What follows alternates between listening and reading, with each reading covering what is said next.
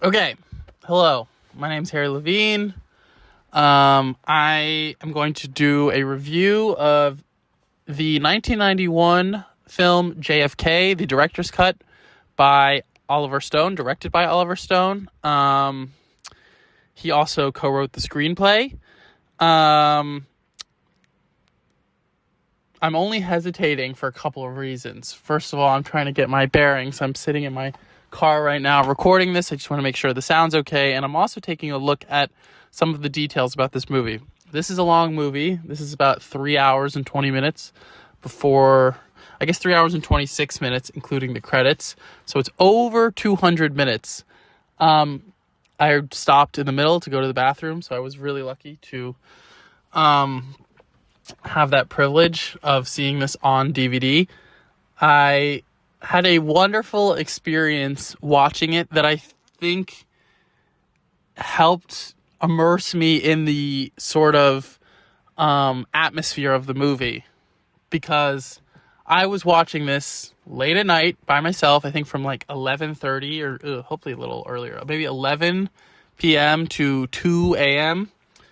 And I'm watching this from Maine, so when I left, it was pitch black, and I was terrified coming out of watching it, because I was watching it by myself in a TV. I didn't turn it up, but I wasn't worried about noise. And the reason why I'm sort of getting into that specific detail is JFK is a movie about the assassination of John F. Kennedy. I think it's very ironic, and obviously sort of the point is JFK's worldview is not articulated by him at all in this movie. Or if it is, it's very little. JFK is a symbol for people to put their own definition of what someone who is against the military industrial complex would be or would do. He does not.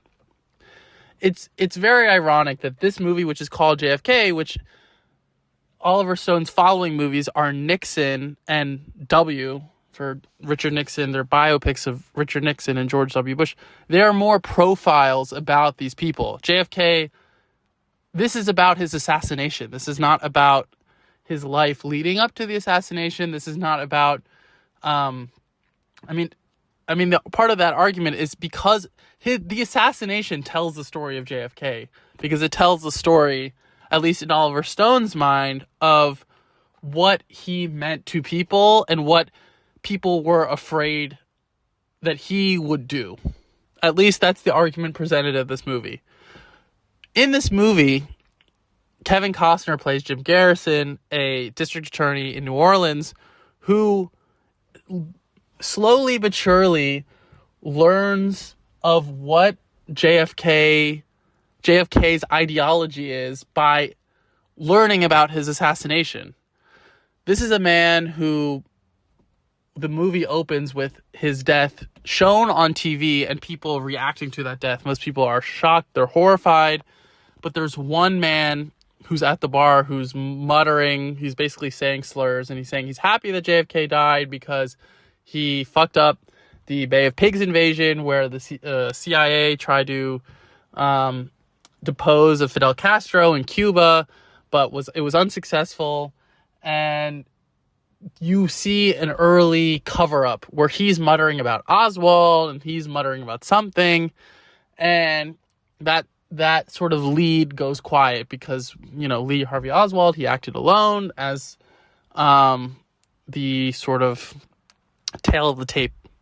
As basically the story presented to everyone is that Lee Harvey Oswald was a sort of deranged individual. We've heard the story many times, but in this movie, there are sort of regular everyman questions that keeps Kevin Costner's character, Jim Garrison, up at night. It was 3 shots in 5.6 seconds. He doesn't believe that was possible. He didn't believe that. There's just so many questions that he does not believe fit with his own narrative of how it should have gone. And I think that's also a big part of this movie, of maybe not American exceptionalism, but American, but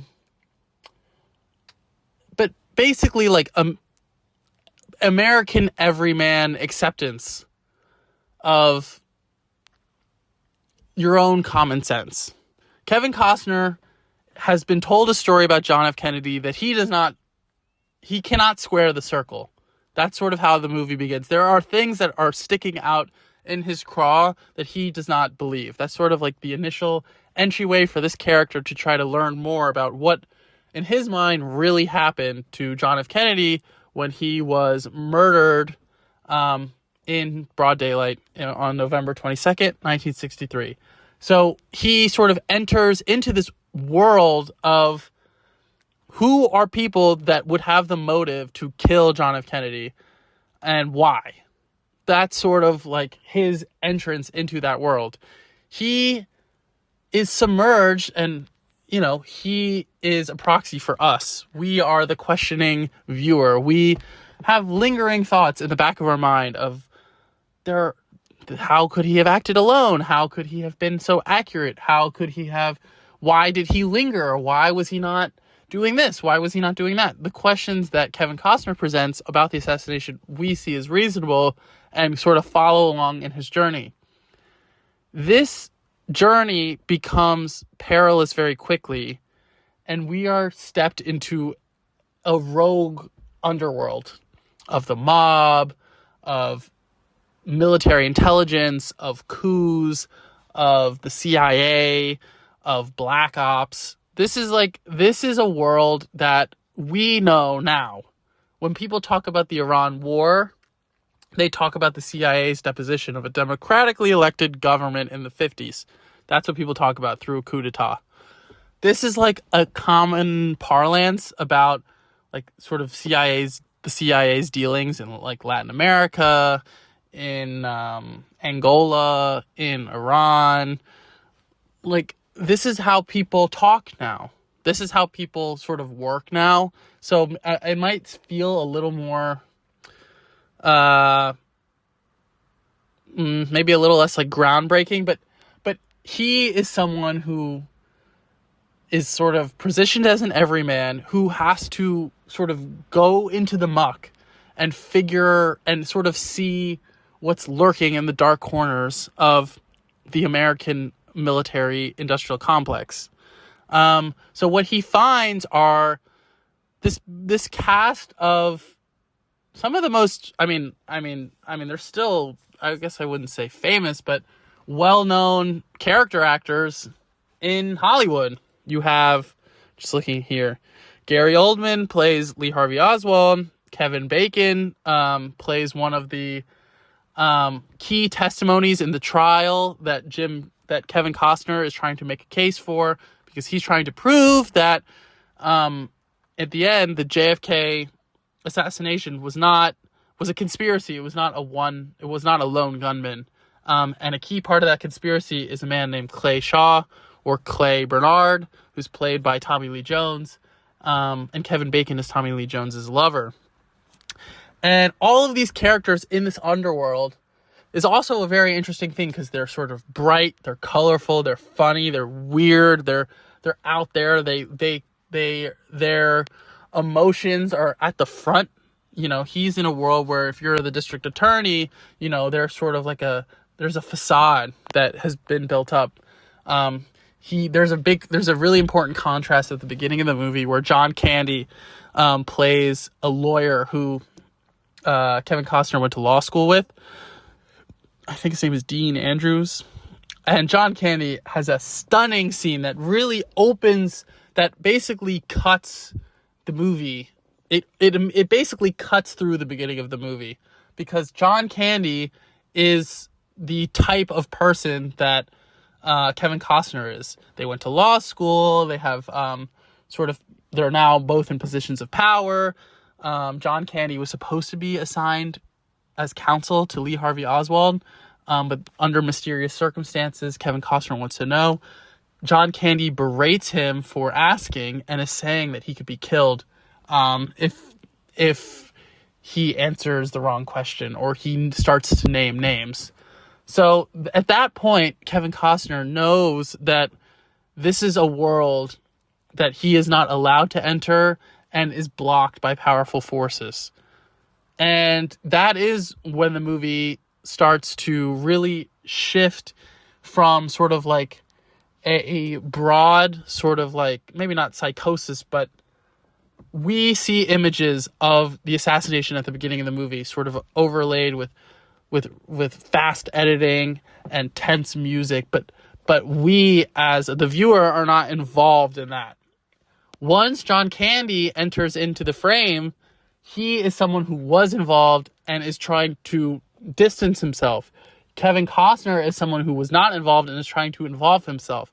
Their overlap in the movie sets up these really, over the film, just many tense interactions with Costner and other figures who were involved in, or in his mind, involved in the assassination, which is overlaid with this amazing John Williams score that is just so ripe with tension. It's so gripping and scary, and he really mixes it up. I think in that scene, like, the scene starts pretty calm, and then they both have these like thick New Orleans Cajun accents.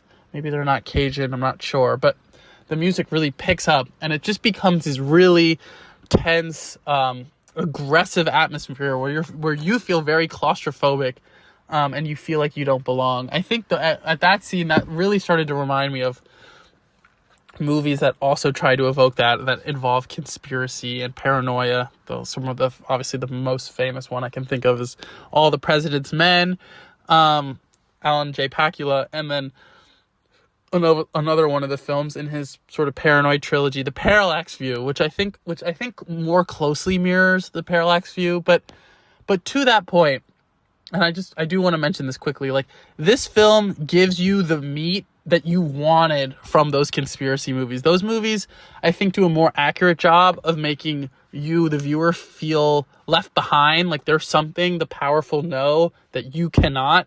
And this movie really reaches out and tries to basically tell you what people have been hiding from you, which I think is very satisfying as a viewer, but also slightly discredits the movie as something that's something that's actually real, because, you could obviously say if something that's sort of a well-funded studio movie is handing you this highly classified information, then sort of how reputable is it?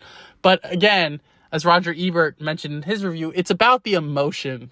It's about the emotion of conspiracy. And this movie really effectively evokes the emotion of conspiracy. Because once Kevin Costner meets with John Candy and learns about stuff he cannot know, he plunges right into it. This is sort of like a few years later after the assassination, he's beginning his investigation. He plunges right into this world. And so he runs into Kevin Bacon, Tommy Lee Jones. I'm looking at some of this cast. Donald Sutherland in particular has like a stunning cameo of about 15 minutes that really like extracts the meat of what you're looking for in a conspiracy movie like this, where you're sort of like waiting for how the director wants this to all be tied into like U.S. foreign policy and the military-industrial complex. Like, he does such a fantastic job of acting like the insider who has seen it all and known it all and has basically observed that instead of the assassination being a lone gunman, it's a coup d'etat. We have executed coup d'etats across the world. Donald Sutherland's argument, and eventually Kevin Costner's argument, is that the military elites coordinated with corporate elites to organize a coup d'etat against John F. Kennedy, who, as a president, again, who never really articulates his viewpoints by himself, but other people have articulated his viewpoints for him, that he would basically reduce the capacity of the CIA, reduce the capacity of the military, be more cooperative with communist states such as the Soviet Union, sort of like more idealistic goals that he was democratically elected to do. And I also and I think I wanted to sort of address this in my thoughts on JFK, which was that this movie does a great job on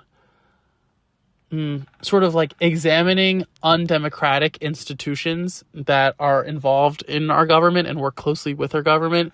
And I think they really evoke the feeling that you, as just sort of John Q. citizen, that someone mentioned that exact sort of worded verbiage in the movie, as John Q. citizen, sort of don't get to know and don't get to access.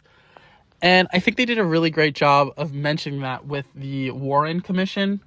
So as the movie really like hammers home, the Warren Commission is a commission of some of the most powerful people in the country to basically investigate the assassination. And one of the names on that list is Allen Dulles, who was the former director of the CIA, who JFK had fired, as well as the Chief Justice of the Supreme Court. So I wanted to just briefly mention this, but the Chief Justice of the Supreme Court, I think, is a really interesting addition here. I mean, obviously that's a true story that he was on the part of the Warren Commission, but he is this brief character in the movie, but I think it does highlight Stone's opinion about the Supreme Court as one of like the foremost undemocratic institutions in the United States, and how the Supreme Court serves the sort of business and corporate interests of the United States, which is now just like undoubtedly true, and has been for many years.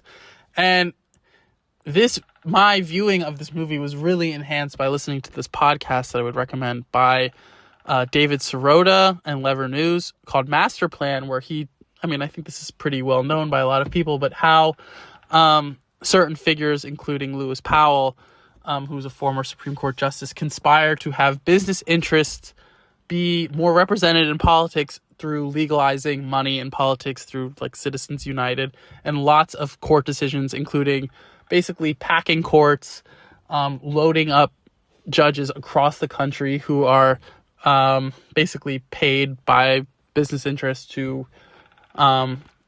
serve their needs. But all that's to say is that like the inclusion of the Supreme Court in the Warren Commission, as well as Allen Dulles, who's the former director of the CIA, who was instrumental in sort of pulling off some of the like highest profile coups d'etats. I'm just going to check this out.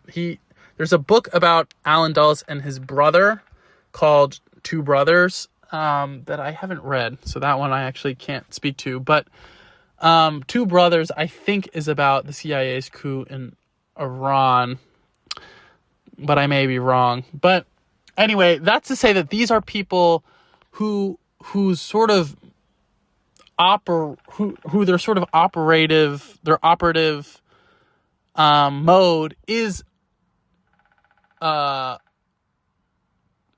do I say it? Not democracy, it's fascism. They are extremely undemocratic figures in our society.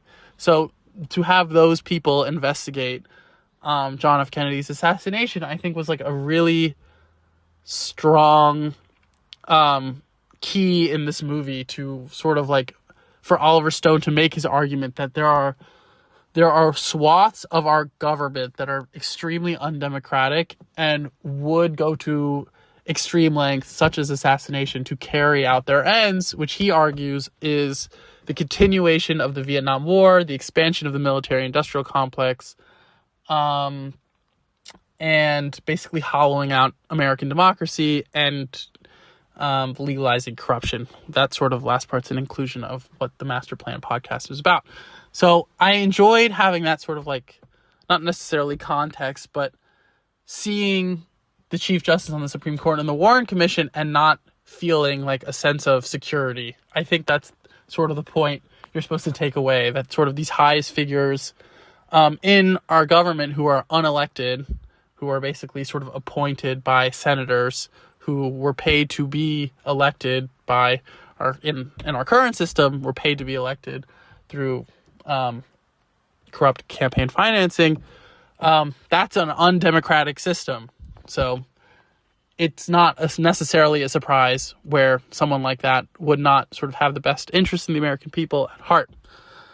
I'm approaching 20 minutes, but all of this is to say that when I was sitting there watching this at night, this is a movie of deep, dark corners, of very sort of unnerving. It's not as unnerving as a movie like The Conversation, where everything is about sort of being bugged and you don't know who's listening and who's watching. Jim Garrison in this movie, which seems the most fake compared to like the Parallax View, is given access to everything. He is able to see everything, but the conceit is that if you know everything, it sounds so crazy that you are sort of dismissed as a lunatic and like basically a conspiracy nut. But I think what helps this movie is all of these conversations where all of this information is presented is with this sort of John Williams backing music, is with these intense confrontations between really like strong acting talent. And lots of even modern today sort of cross-cutting between video footage and filmed footage of actors. I feel like that is what felt to me the most modern. I mean, I had seen movies that had felt similar. I had seen documentaries that felt similar. Like I'm thinking of like any Adam Curtis movie or the soundtrack of a coup d'etat by I think Johann Guimond-Prez, which are both, I mean, I just said Adam Curtis. There's a bunch of Adam Curtis, but like that kind of genre of like investigating the sort of corrupt right-wing military underworld of America has now been thoroughly examined and is like a big part of the modern day sort of political ecosphere. It's a big part. I mean, it's a big part of the Trump intrigue. You know, I mean, that was always about declassifying JFK files, the Epstein files. I mean, there's this whole untold history of the United States that this really taps into, and I really think because of it, it's a really phenomenal piece of propaganda. And what I mean by that is Kevin Bacon, and by sort of not by comparison, but Kevin Bacon, but through his Oliver Stone's proxy is Kevin Costner, and he makes an argument on his behalf of what really happened in the JFK assassination. And what he does, which I really appreciate, is he shows multiple reenactments of multiple scenarios that could have happened in the assassination. And the magic of film is to basically have us believe what we're seeing. And I think what he has accomplished in this movie is to set up a scenario that we fully believe as true just because he has framed this as the truth. He has framed it so convincingly as the truth that we feel like it must be the truth because he is so passionate about it. And I think it's been framed as like, this is a counter truth. And I think this idea of like the truth can become whatever you want as long as you are able to fully form it is a really powerful and dangerous thing. I think that Oliver Stone in this movie is just uniquely capable at devising a truth where even if Kevin Costner's version of the truth is not the actual truth, because it has relieved the stress in his mind over what he thought was wrong about the version told by the Warren Commission. Like, basically, he saw on TV what happened. He had questions about it. He spent 4 years on his own, doggedly diving into this underworld and coming up with an answer that he liked.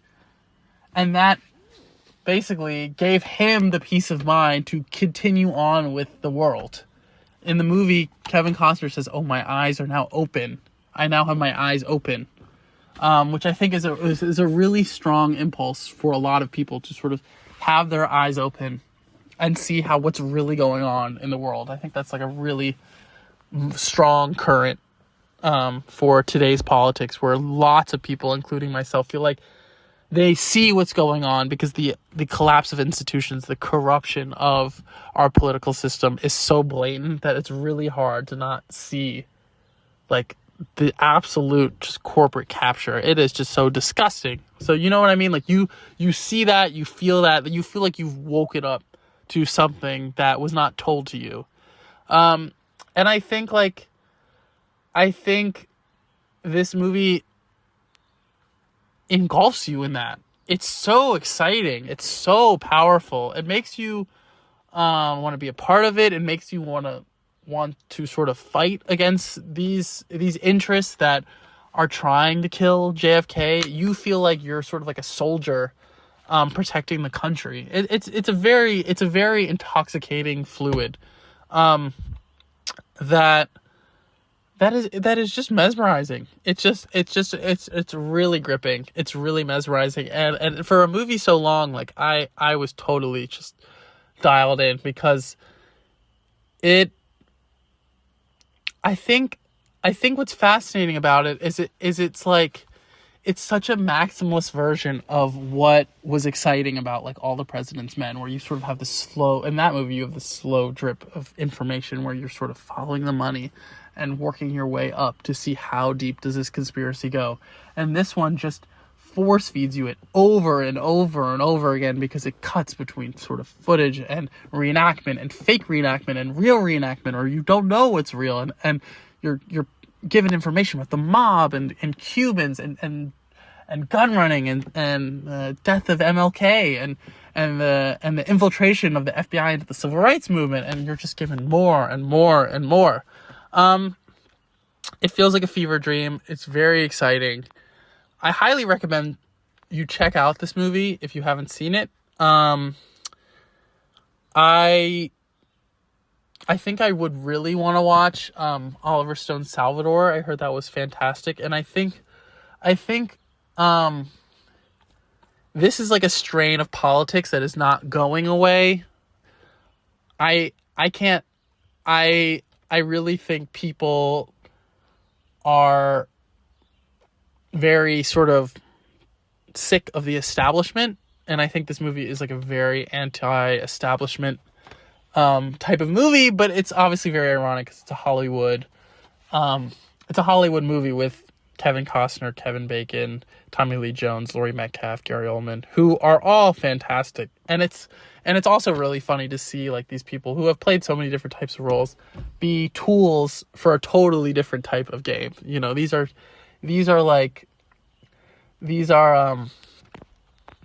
a different type of stakes. And I also want to mention, because I only have 2 minutes left, that what's fascinating about this movie is that Kevin Costner is a stand-in for the everyman, but his emotional life, his family life is almost not relevant.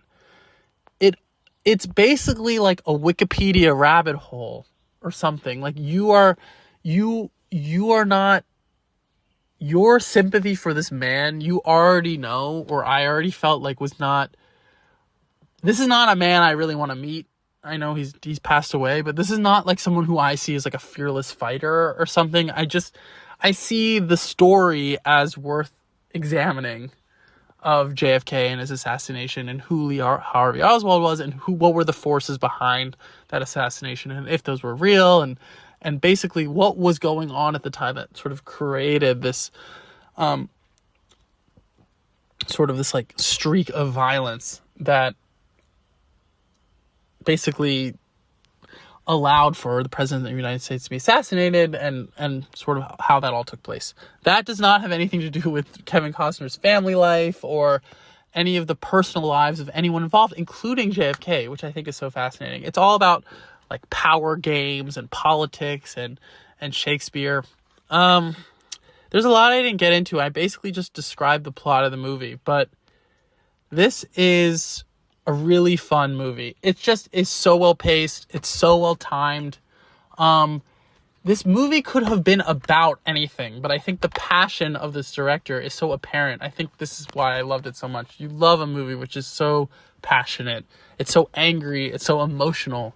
I think like that is just the type of movie I would love to watch. I mean, this feels like a thesis as much as it feels like an entertainment sort of thing. So I have to sign off, but I really recommend this JFK Oliver Stone, the director's cut. Thank you.